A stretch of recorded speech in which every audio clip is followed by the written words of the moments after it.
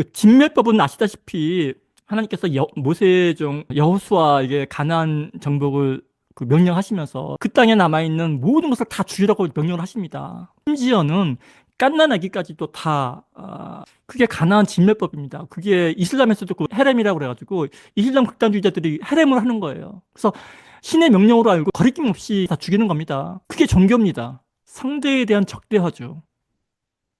그러면은 우리가 아는 하나님이 어떻게 왜 그 사랑의 예수님이 그 하나님이 어떻게 그런 명령을 할 수 있느냐는 거죠. 진멸을 명령할 수 있느냐는 거죠. 이 질문이요. 왜 없었겠습니까? 기독교 역사가 지금 2000년이고 구약을 기록한 사람들의까지 포함시키게 되면 몇천 년의 역사를 기록해서 이 필사를 하고 했는데 사적이긴 하지만 이스라엘 사람들이요. 유대인들이 특히 이제 그 구약 성경을 기록했을 때는요. 이거는 그냥 한 개인의 취미생활이 아닙니다. 이거는 국가적인 공동체의 어떤 자산을 걸고 하나의 프로젝트인 거예요. 공동체의 프로젝트입니다. 민족을 위한. 누가 한 사람이 그냥 자기 생각에 끄적끄적한 게 아니라 공동체의 지성을 모아서 혼자 목욕 제기하고 쓴 필사를 한 그런 문서가 구약 성경이거든요. 그러면 그런 성경을 기록하면서 지금 우리 같은 이 범부들이 평범한 사람들이 듣법한 의문들이 왜 안 들었겠냐는 거죠. 뭐 구약 사람들은 특별해서 야 하나님이라면 무조건 아멘하고 그랬을까요? 그렇게 구약의 신도들이 믿는 하나님과 지금 우리들이 믿는 하나님의 그 도덕적인 기준이 다르다면 어떻게 그 신이 보편적인 신이 될 수 있어요? 그렇지 않습니까? 우리들이 이해 못하면 그 당시 사람들도 이해 못하는 거예요. 그 당시 사람들은 뭐 특별해가지고 아이를 죽이는데 아무런 죄책감이 없었을까요? 아니지 않습니까? 그 당시 사람들도 인간적인 감정을 고스란히 느끼는 사람들이에요. 그러니까 이제 그런 거에 대해서 의문들이 있었단 말입니다. 그러니까 계속해서 이 중세 시대에도 거기에 대한 그 변론이라고 하죠. 그래서 그렇게 그 하나님에 대한 변증이 많은 겁니다. 그러니까 대표적인 변증이 뭐냐면요. 뭐 여러 가지가 있지만 제가 한 가지를 소개한다면은 그 가나안 족속의 죄악상을 얘기를 해요. 그 민족은 정말 우리가 상상을 초월한 그런 죄악된 민족들이다. 그 당시 가나안 민족들은 정말 인신 제사를 드리고 그리고 성전에서 성창들이라고 해가지고 성매매를 한단 말입니다. 여사제와 관계를 맺는 게 그게 그들의 제사였었어요. 로마 시대도 마찬가지고 그렇게 타락한 민족들이었기 때문에 하나님은 그 죄를 볼 수가 없었다라는 거죠. 그 설득력 있는 주장입니다. 납득이 되시나요? 많이들 그 지지를 받는 설명이에요. 근데 정말로 그랬을까? 라고 본다면 그건 아니라는 거예요. 제가 말씀드렸다시피 그런 것들이 당시에 깐난하기까지도 다 무참이다, 죽이 없어라는 그 하나님의 그 도덕 관념이죠. 하나님의 도덕관을 정당화할 수 있을까? 과연 그럴 수 있을까? 까지 묻는다면 그건 아니라는 거예요. 그러니까 그것도 받아들일 수 없는 설명이라는 거예요. 그래서 나온 설명이 뭐냐면 그 다음에 나온 설명이 진멸법이라는 것은 하나의 표현법이다. 히브리어에는 특히 성경에는 그런 과장법이 굉장히 많습니다. 뭐 예를 들어서 예수님께서 뭐 사마리아 여인 전도를 하시면서 그 동네 사람들이 무슨 뭐 온누른 사람들이 다 나왔다 뭐 이런 게 있지 않습니까? 그러면 과연 온누른 사람들이 다 나왔을까요? 몇 사람 나왔겠죠. 근데 성경은 다 나왔다 그러고 뭐 한 사람도 빠짐없이 다 했다 그러고 이렇게 막 표현법이 그렇다라는 거죠. 그러니까 갓난 아기까지도 다 죽여라라는 말은 그만큼 철저하게 그 문화를 없애라라는 그런 과장된 표현이다. 그죠? 이런 설명도 나온다라는 거죠. 그럼 거기마다 다 반론들이 또 있어요. 그 반론은 뭐냐면은 여호수아서 만미에 보게 되면 어떤 내용이 나오냐면은 이스라엘 백성들이 그 가나안 족속들을 다 진멸하지 않고 자기들의 필요를 위해서 남겨두기도 하고 진멸을 안 합니다. 근데 그 진멸 안 한 거에 대해서 굉장히 후회하고 반성하는 표현들이 또 나와요. 그러면 이게 그거를 과장법으로 받아들였다는 게 말이 안 되지 않습니까? 그것도 100% 해답이 안 되는 거예요. 그럼 도대체 뭐냐? 끊임없이 여기에 대한 설명이 나오고 반론이 나오고 그게 신학입니다. 그 신학. 근데 제가 들어본 최근까지의 그 반론 중에는 이제 제가 선택한 건 뭐냐면요. 제가 납득한 거는 여기도 물론 반론이 있을 수 있겠지만 제가 받아들이는 그 진멸법에 대한 설명은 이렇습니다. 맥락이 같은데 이 구약이라는 게 대부분이 포로기에 포로된 유대인 백성들에 의해서 쓰여진 문서라는 것을 전제로 받아들인다면은 그러면 그 백성들이 어떤 심정이었겠습니까? 바로 전 세대만 하더라도 그 유다의 그 요시야 왕도 있었었고 중흥기가 있었거든요. 요시야 왕 때만 하더라도 그 잊혀졌던 하나님의 그 말씀을 그 책자를 발견해서 읽고 그 다시 부흥운동을 하지 않습니까? 그죠? 그래서 우리가 하나님의 명령을 지금까지 순종 못해서 이런 고난을 당하는구나 하면서 한번 요시야 왕 때 굉장히 종교적인 시간적인 부흥운동이 일어나요. 그러다가 요시야 왕이 무기토에서 전사하는 바람에 그 불씨가 꺼지긴 했지만 그 이후에 또 누가 나와요? 에스라나 느헤미야가 한 번 또 그 불꽃을 다시 이렇게 세웁니다. 그때마다 그 불씨를 이렇게 세운 동기가 뭐냐면은 그 조상들이 남긴 문서예요. 그 문서들을 다시 읽고, 아, 다 예언되어 있었구나. 우리가 포로가 되는 게 다 여기 적혀져 있는 말씀이었구나. 그리고 그 이유가 그 말씀에 대한 순종을 하지 않았기 때문에 지금 우리가 이 꼴을 당하는구나. 이런 말씀을 기록해 읽을 때마다 그 부흥이 일어나기 시작한 거죠. 그죠? 그러면 지금 이 포로기에 잡혀져 있는 이 제2 에스더라고 하는데 그 성경 기자들, 구약성경 기자들이 무엇을 받겠냐는 거죠. 또 그 문서를 발견했다라는 거야. 아, BC 10세기, BC 6세기에 다윗 시대 때 아니면은 이사야 때 작성된 그 하나님의 그 기록물들 있지 않습니까? 그게 발견한 거예요. 발견하고서 우리가 하나님의 명령을 따르지 못해서 지금 이 꼴이 되었구나라는 결론을 이끌어내야 되는데 지금 보십시오. 거짓말을 한다라는 의도가 아닌 거예요. 명백히 과장을 하는데 어떻게 과장을 하냐면은 우리가 그 가나안 족속들을 진멸하라는 그 명령을 우리가 지키지 못했구나. 순종하지 못했구나. 라는 논리가 있어야 된다는 거예요. 마치 요시야 왕이 우리가 하나님의 말씀을 순종하지 않았기 때문에 그를 당한다. 에스라도 마찬가지고. 그러니까 물론 그 당시에 모세에게 내린 그 가나안 정복을 하라는 어떤 명령이 있었겠죠. 근데 거기에 직접적으로 그 당시에 하나님께서 모세에게 야, 너 가서 애새끼들 빽빽 다 죽여! 이렇게 말씀하시지 않았을 거라는 거예요. 그러나 그거를 제2 에스라가 그 당시에 그 상황 속에서 어떤 기록의 목적을 가지고서 기록할 때는 진멸법을 그렇게 사용할 수 있다는 거죠. 그 당시 맥락에서는 하나님께서 우리에게 진멸을 명하셨는데 우리가 진멸하지 못했다. 진멸을 명하셨는데 우리가 진멸하지 못했다. 그래서 지금 우리가 이 모양 이 꼴이다. 결국은 우리가 하나님께 순종하지 못했다. 근데 이게 어떤 사고방식이냐면요. 굉장히 색다른 사고방식인 거예요. 왜냐하면 똑같은 상황에서 그 다른 이방 민족들은요. 어떤 사고를 하냐면은 자신들이 모시는 신이 인데도 불구하고 전쟁에 져서 포로 생활을 하고 있다 그러면은 그 신을 버려요. 야, 저렇게 약한 신 우리가 섬길 수 없다. 다른 신을 찾자. 이게 그 보편적인 생각이었단 말입니다. 그래서 신들을 막 바꿉니다. 이 신 생겼다가 저 신 생겼다가 더 강한 신을 찾아다니죠. 근데 이스라엘 백성들만은 신을 욕하는 게 아니라 자기를 탓해요. 전능하신 하나님, 유일하신 하나님, 여호와 하나님께서 우리를 버릴 리가 없다. 뭔가 우리가 잘못했으니까 우리를 이 모양 이 꼴로 만드셨을 것이다. 라고 해석한다라는 거죠. 이게 욥기에 욥의 친구들의 논리인 거예요. 욥기에 욥의 친구들이 야, 하나님이 너를 괜히 이렇게 고통 가운데 처하게 했겠느냐? 네가 뭔가 잘못했으니까 하나님께서 그랬을 것이다. 그렇게 간다라는 거예요. 그래서 진멸법이라는 것은 우리가 문자 그대로 야, 성경에 문자로 쓰여져 있으니까 하나님께서 또박또박 이 말로 아티큘레이션 해가지고 어린 아이까지도 다 죽여 이렇게 말씀하셨고 그 폭력의 하나님이 우리가 지키는 하나님일 리가 없다라는 논리로 흘러가는 게 그게 2세기에 AD 2세기에 마르시온 이단이 그거거든요. 구약의 폭력적인 하나님과 신약의 하나님은 다른 하나님이다. 구약의 하나님은 데미우르고스 악한 하나님이기 때문에 신약의 하나님만 따로 믿자. 그게 2세기의 마르시오니즘이거든요. 그래서 마르시온이 성경을 처음으로 만들었어요. 신약 성경을 처음으로 만든 사람이 마르시온이, 그 사람이 복음서에다가 바울 서신 몇 개 하고 복음서 몇 개 했어요. 11권을 딱 해가지고 이것만이 우리가 믿어야 할 하나님의 말씀 경전이다. 구약을 완전히 무시를 했다고요. 근데 어떻게 해요? 그 가르침이 잘못됐다는 걸 깨달은 교부들이 그게 아니라 구약의 하나님과 신약의 하나님은 동일하신 하나님이다. 그 정리를 하고 신약도 27권으로 만들고 이 마르시온의 정경화 작업에 대항해서 카르타고 공의회에서 신약을 정경화하는 거죠. 그러니까 어떻게 보면 마르시온에게 감사를 해야 돼요. 마르시온 아니었으면 신약 성경이 안 만들어졌습니다. 그렇게 반작용으로 나온 거예요. 그러니까 저는 모르겠어요. 이 제가 드리는 말도 뭐 완벽한 어떤 진리가 아니기 때문에 찾아보면 어딘가 반론이 있을 거예요. 그렇지만 제가 뭐라고 말씀드려요? 신학은 선택이다. 현재까지는 저한테는 가장 납득이 되는 진면법에 관한 해석이에요. 저는 그래서 취합니다.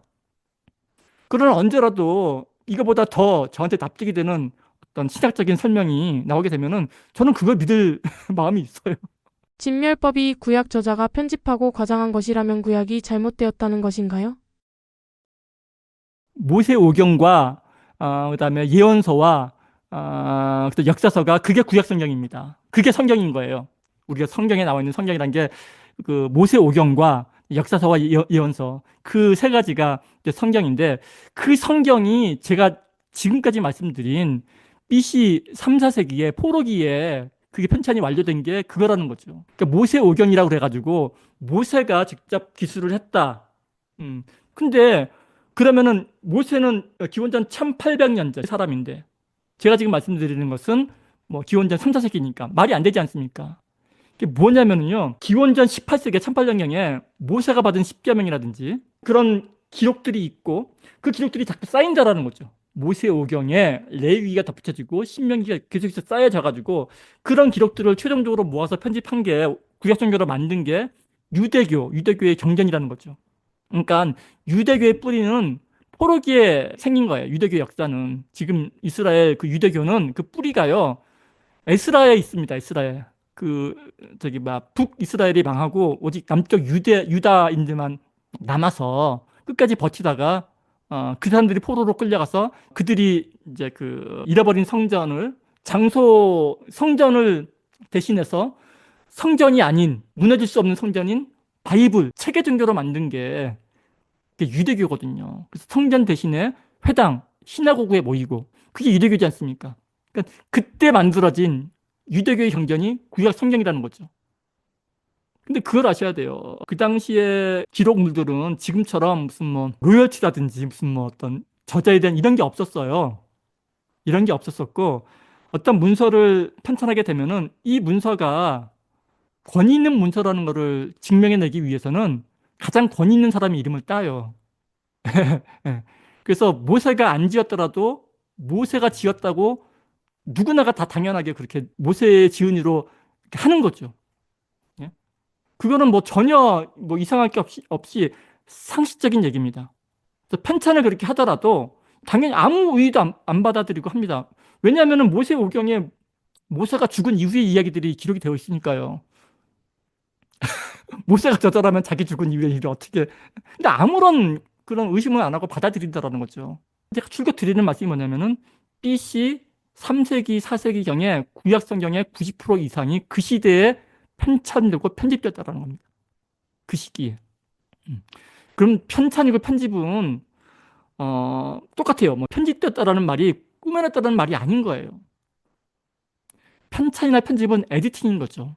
순서를 정하고 그리고 어떤 의도에 맞게 의도는 명확하게 하나님의 영광을 위한 의도인 거예요. 하나님의 영광과 그리고 하나님의 선택된 백성인 우리 이스라엘의 어떤 다시 찾을 그 영광과 그런 거 희망인 거죠.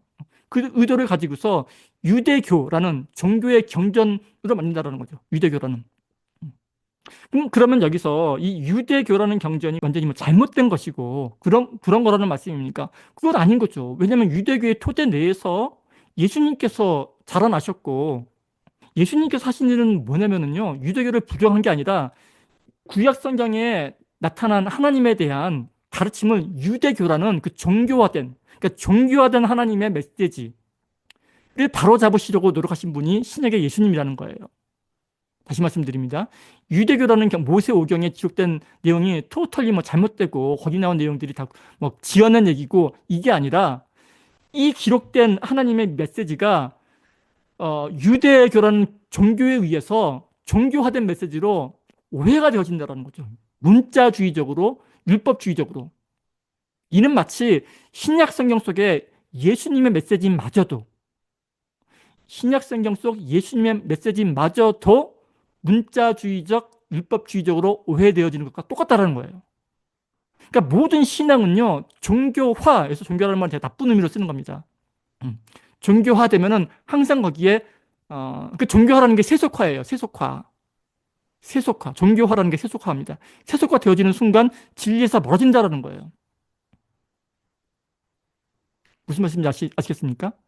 예수님께서 끊임없이 강조하시고자 전파하시고자 하셨던, 예수님께서 끊임없이 바로 잡으시고자 했던 것은 뭐냐면은 그렇게 종교화되고 세속화된 하나님의 메시지를 그 본연의 그 메시지에 가깝게 바로 잡으시려는 그 노력을 하신 거예요. 그래서 늘 하시는 말씀이 옛 성현들은 옛 글에 이렇게 기록되었을 때 나는 이렇게 말한다라는 거예요.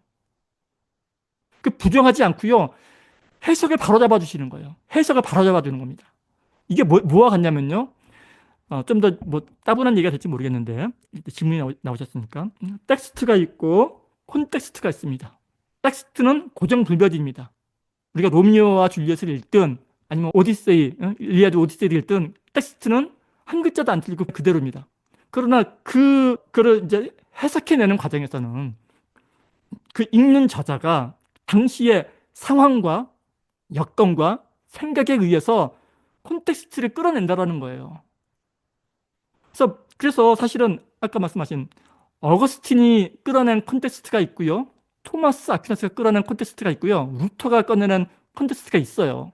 그리고 오늘날 성경의 독자인 우리가 끌어내는 콘텍스트가 있다라는 말입니다. 그게 하나님 앞에 선 단독자로서의 우리의 모습인 거예요. 그래서 이 콘텍스트가 이렇게 맥락이지 않습니까? 맥락. 그게 맥락이거든요. 사람은 맥락을 떠나서는 이해를 못해요. 콘텍스트는 그냥 무생물입니다. 그대로 있습니다. 있을 뿐인 거예요. 이게 언제 역사를 하게 되면 우리가 개입해서 이걸 해석해낼 때 하나님 말씀하여 주시옵소서 우리가 듣겠나이다. 그 마음으로 우리가 텍스트를 대할 때 비로소 내 안에 성령의 임재로 해석이 되든 기도의 응답으로 해석이 되든 그 말씀이 임하는 거죠.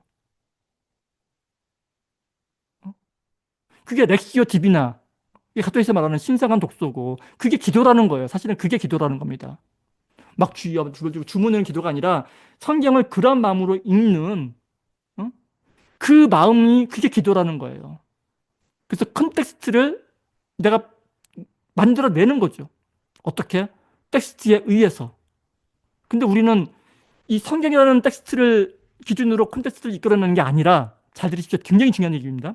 성경이라는 텍스트를 기준으로 우리의 컨텍스트를 이끌어내는 게 아니라 예를 들어서 어떤 목사님이 말씀하신 그 컨텍스트를 텍스트로 삼자는 말입니다. 다시 말씀드립니다. 그 원래 말씀이신 1.1절 변함이 없는 그 텍스트로부터 우리의 콘텍스트를 이끌어내는 것이 아니라 그걸 해야 되는데 어떤 신학자가 정리해 놓은 그 신학자의 컨텍스트를 그거를 텍스트로 여긴다는 거죠. 저 목사님이 말씀하신 저 성경 말씀 그리고 거기서부터 또 자신의 컨텍스트를 이끌어낸다는 거죠. 2차, 3차, 4차로 해가지고 칼빈의 해석을 칼빈의 컨텍스트를 텍스트로 삼는다는 거예요. 그래서 나온 게 뭡니까? 청교도주의나 하이퍼 캘비니즘. 어긋나죠. 어긋날 수밖에 없습니다. 2차, 3차로 가게 되면은. 그럼 리포메이션은 뭐예요? 리폼은 뭡니까? 개혁은 뭡니까? 다시금 그 원래의 텍스트를 회복하자라는 겁니다. 그러려면 어떻게 해야 돼요? 성경을 읽어야죠, 자기가. 그래서 종교개혁의 가장 중요한 시발점이 성경 번역인 거예요. 그전에는 그 누구도 성경을 못 읽었거든요. 신부들도 못 읽었어요. 오로지 라틴어로밖에만 돼 있었으니까. 라틴어 번역만 허용이 되고 그럼 유럽 사람들이 라틴어를 어떻게 읽어요? 독일 사람들이 라틴어를 어떻게 읽고 프랑스 사람들이 어떻게 라틴어를 읽어요?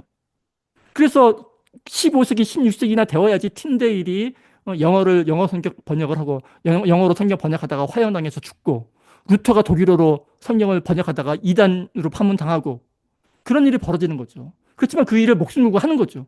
왜? 그게 기본이니까. 텍스트에 접근을 했을 때 그때야 비로소 하나님께서 말씀하신다라는 거예요. 구약 성경이 편집되었다면 모세가 구약 성경의 저자라는 이야기는 어떻게 되는 건가요? 그러니까 이게 참 경계가 불분명한 게 사실은 이 모세라는 인물을 실존 인물로 보느냐 안 보느냐도 사실은 의견이 분분합니다. 그럼 우리 냉정하게 말해도 우리는 당연히 실존 인물로 알고 있지만 사실은 그 성경 외에는 그 외부적인 증거가 없거든요. 예수님은 다르죠. 예수님은 명확히 역사적인 증거도 있고 성경 외적인 증거들이 차고도 넘치기 때문에 분명히 역사적인 인물로서 우리가 받아들이지만 사실 아브라함이나 뭐 모세나 이런 것들은 각 경전에만 등장하는 인물이거든요. 이삭이나 무슨 야곱이나 이런 사람들은. 여기는 믿음의 영역인 거죠. 믿음의 영역인 겁니다. 이거는 그러니까 이거는 무슨 지금 말씀하신 것처럼 누군가 모세를 창조해냈다라는 것도 정답이 아니고 모세라는 인물이 실제로 존재했다라는 걸 믿는 것도 그것도 정답이 아닌 겁니다. 그거는 그냥 믿음의 영역인 거예요. 그 당시 진멸법이라는 그 말이 등장하는 그 당시에는요, 지금으로부터 뭐 몇천 년 전이고, 그 근방에서는 그 진멸이라는 게 너무나 당연하게, 그러니까 하나도 잔인한 게 아닌 거예요. 신약 성경도 보게 되면은, 이에는 이, 눈에는 눈, 이라는 그 얘기를 하지 않습니까? 눈을 다치게 하면 눈을 뽑아버려라. 그게 그 동해보복법이라는 거거든요. 근데 그거 아세요? 눈에는 눈, 이에는 이라는 그 하나님의 말씀이요. 얼마나 자비로운 말씀인지 아십니까? 목사님, 그게 뭐가 자비로워요? 자비로운 말인 거예요. 왜냐면 그 당시에는 눈 하나 다치게 하게 되면요. 눈을 뽑는 게 아니라 목을 잘랐어요. 그 당시에는. 7배, 10배로 보복을 하는 게 그 당시의 문화인데, 한참 양보해서, 야, 눈 하나 있으면 너도 눈 하나만 뽑아. 그게 공평하지 않아? 얼마나 자비로워요. 근데 그것마저도 그렇게 했으나 너희는 그걸 더 용서하라는 게 신약에 가르치는 거죠. 그죠? 그러니까 뭐냐면요. 그 당시에는 한 지역을 정복했을 때는 그 지역을 진짜 말씀하신 것처럼 싸그리 불태우고, 그다음에 막 사람 막 껍데기를 벗겨서 막 잔인하게 죽이는 게 그게 그 당시 문화인 거예요. 이 아수르가 세계를 정복했던 비결 중에 하나가 뭐냐면은 아수리의 그 정책이 그거였었어요. 침략 정책이 그렇게 단시간 내에 그 지역을 정복할 수 있었던 이유가 뭐냐면은 할 수 있는 한 잔인하게 했거든요. 할 수 있는 한. 좀 말씀드리기 뭐하지만 사람들을 다 이제 정복하게 되면은 포로를 잡아가지고요. 뭐 껍데기를 벗겨서 죽이기도 하고 그다음에 꼬챙이를 달아가지고서 그냥 안 죽이고요. 배를 갈라서 창자를 다 꺼내놓은 다음에 이 산채로 자기 창자가 다 햇빛에 말르는 거를 보게 만듭니다. 그렇게 해서 죽게 하고. 그러니까 한 번이라도 그 모습을 본 피해 지역 주민들은요. 이 반란을 할 이거를 반항할 아예 그냥 그 기력을 다 빼앗아 놓는 거죠. 그 전략을 쓴 거예요. 야, 내가 조금이라도 아수르에 삐딱했다가는 나도 적골 당하겠구나. 그 전략을 쓴다는 거죠. 그만큼 잔인하게 했던 게 사실 그 당시 문화인 거죠. 잔인한 겁니다. 그런데 제가 드릴 말씀은 그렇게 했는데, 근데 히브리의 하나님은 그게 아니라는 거죠. 그런 문화 속에서 창세기 하나님은 어떻게 해요? 안식일을 제정하세요. 안식일. 안식일을 해서 네 집안에 머무는 가축과 종이라도 그날은 아물도 않고 쉬게 하라. 일주일에 하루는. 그거는 일주일에 하루에 아물도 하지 말라는 기계적인 명령이 아니고요. 어떻게 하라는 겁니까? 쉼을 주라는 거예요. 쉼을. 그 당시 쉼은요. 오로지 귀족이라든지 왕족에게만 허락된 단어가 쉼이거든요. 안식. 근데 유일하게 히브리의 하나님만이 평민들에게 이 종들에게도 쉼을 주어라. 라는 게 안식일의 기본 취지고, 더 나아가 볼까요? 더 나아가게 되면은, 제가 창세기의 바라가 물로부터의 창조라고 종교적으로 해석을 하지만, 문법적으로 따지게 되면은, 잘라내고, 덜어내는, 제거하는, 그런 어떤 제사장의 어떤 용어라고 말씀드리지 않습니까? 뭐냐면은, 무언가를 하지 않는 거예요. 쉼이라는 것은. 하지 않는 겁니다. 하지 않음으로써 뭘 해요? 창조를 하죠. 그래서 안식일은 창조입니다. 안식일에 바라를 명해요. 하지 말라라는 걸 명하는 거죠. 그러면서 어떻게 해요? 더 활기차게 더 많은 일을 하게 하는 거죠. 쉼으로써.